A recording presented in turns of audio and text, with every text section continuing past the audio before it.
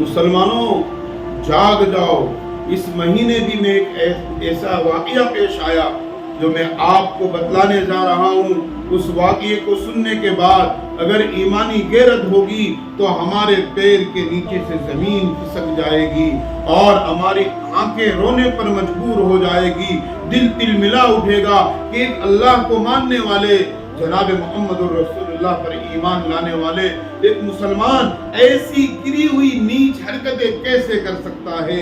آپ کے کان میں سننے کی طاقت نہیں ہوگی۔ ایسا ہی واقعہ ایک اور اس مہینے پیش آیا ہے۔ میں بتاتا ہوں، میں تاریخ بھی نہیں بتاؤں گا، علاقے کا نام بھی نہیں بتاؤں گا، نہ ان میں سے کسی کا نام بتاؤں گا۔ بس اس واقعے کو سننا اور اپنے اندر کے ایمان کو جھنجھوڑنا کہ آج مسلمان کس حد تک گرتا چلا جا رہا ہے، اور جن کو اللہ نے سمجھ دی ہے کیا ان کے ذمے نہیں ہے کہ دوسرے مسلمانوں کو جہنم سے بچانے کی فکر کریں؟ یہ واقعہ سنیے، اسی مہینے کا ایک واقعہ ہے۔ اس مہینے کے اندر ایک تاریخ کو نکاح ہوتا ہے۔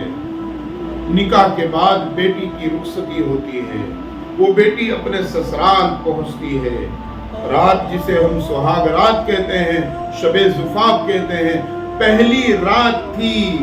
آدمی جب گھر میں آیا ہے اپنی بیوی کے ساتھ جانوروں جیسی حرکتیں کی ہے، نوچنا، کھینچنا، مارنا، نہ جانے ایسا لگ رہا تھا کہ وہ کسی نشے کی گولیاں کھا کر کے آیا ہوا ہو، لیکن وہ نشے کی گولی نہیں کھایا تھا اور اس کے ساتھ جانوروں جیسا سلوک کیا، اور بڑا گناہ کبیرہ جسے لواطت بھی کہا جاتا ہے، وہ گناہ کیا۔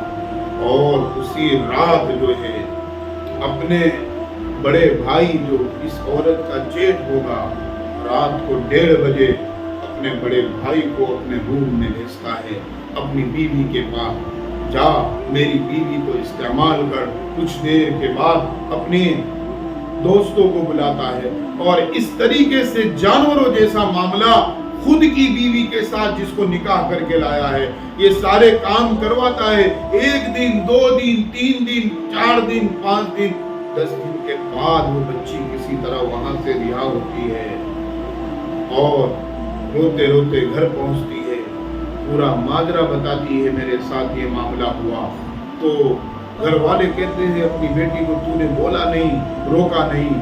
تو وہ نالائق، نامرد، وہ یوں کہتا ہے کہ میری شادی میں میرے بھائی نے، میرے دوستوں نے پیسہ خرچ کیا ہے، ان کا قرضہ ہے مجھ پر، یہ قرضہ تو اسی طرح چکائے گی جب تک کہ ان کا قرضہ نہیں چک جائے گا، میرے ساتھ اور میرے دوست اور میرے بڑے بھائی کے ساتھ یہ کرنا پڑے گا۔ پھر اس کے بعد خلا کی شکل بنا کر ایک وکیل صاحب کا فون آیا، میں نے کہا اسے خلا بھی دلوائیے اور مہر کی رقم بھی لیجئے اور ان سب کو گناہوں کے جرم میں ان سب کو لاک اپ کے اندر بھی بھجوائیے، تاکہ لوگوں کو پتا چلے کہ مسلمان اتنا گر سکتا ہے، اتنا گر سکتا ہے کہ ایسا گناہ جس کے بارے میں کبھی ہم تصور نہیں کر سکتے ہیں، ایسے گناہ پر اللہ کا عذاب آئے گا۔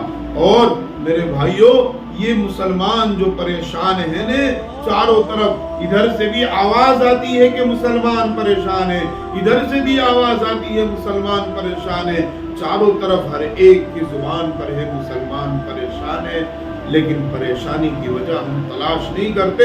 ہمارے اندر مسلمانوں کے ایسے کبیرہ بڑے بڑے گناہ، پھر بھی اللہ کا شکر ہے اللہ عذاب نہیں بھیجا، اللہ کا شکر ہے اللہ نے زمین کو پھاڑ کر ہمیں زمینوں میں نہیں دسا دیا، اللہ کا شکر ہے اللہ نے آسمان سے آگ کی بارش نہ کی۔